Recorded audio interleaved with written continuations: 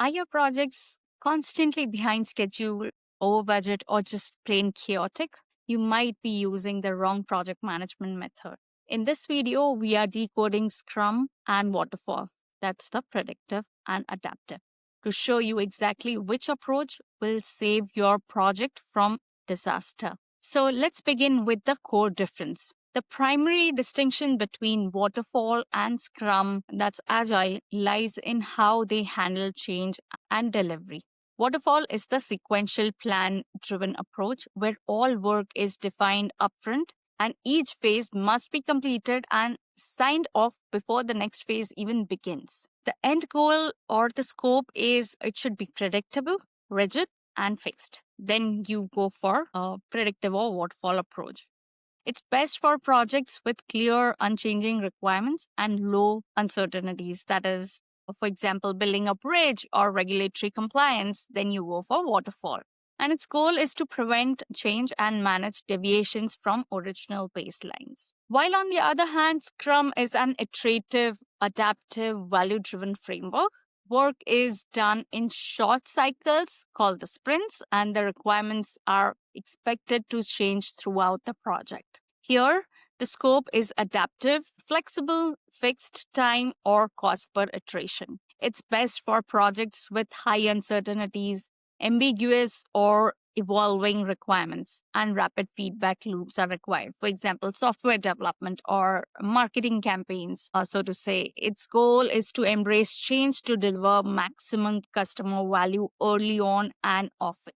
Now, the waterfall follows a rigid sequence of phases. That's the first one is requirements. Define 100% of the scope upfront. Then you design, complete all the technical and architectural design, and then you implement or execute the plan. Once that is done, verify or do the testing, complete the product at the end by testing, and finally maintain it, post-deliver and support the product. The entire product is delivered to the customer only once at the very end. Whereas Scrum defines 3 fixed roles, 3 primary artifacts, and 5 scheduled events. Those are the first 3 primary roles in Scrum are the product owner, the Scrum master, and the development team.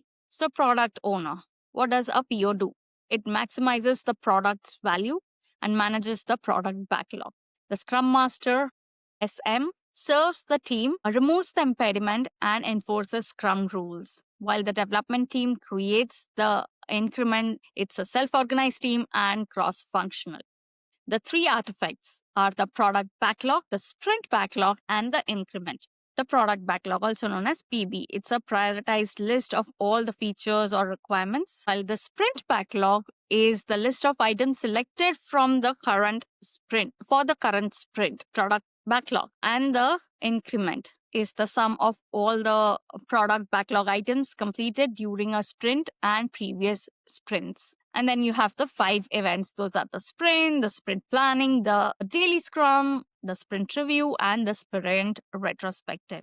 Those are the 5 events, and it goes sequentially always. So starting with the sprints. What are sprints? Sprints are the fixed length iteration, typically 1 to 4 weeks, while the sprint planning selects the work for the sprint you're going to work on.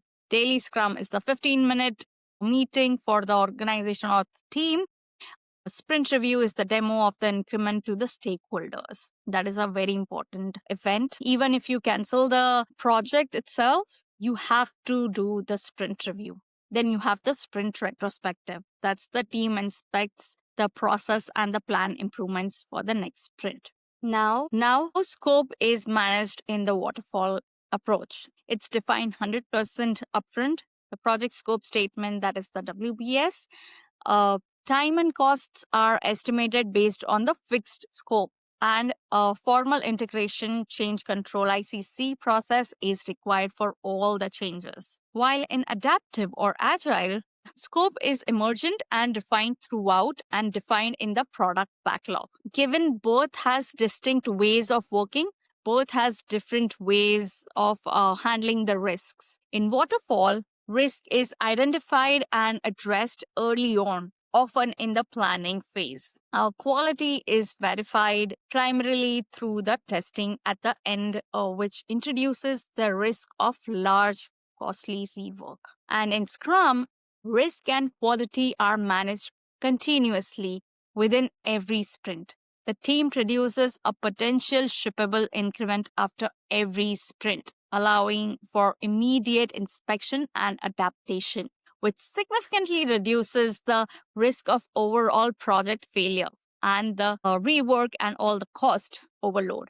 Now, which method should you choose and when and why? That's a dilemma for all the project managers, isn't it? You choose waterfall if requirements are fixed and technology is known, because predictability is maximized when scope and environment are stable, or product requires high regulatory compliance and long testing cycles, because formal documentation and sign-offs are integral to each phase. If requirements are uncertain or customer needs feedback frequently, choose adaptive or Scrum, because adaptability is required to incorporate new information and pivot quickly.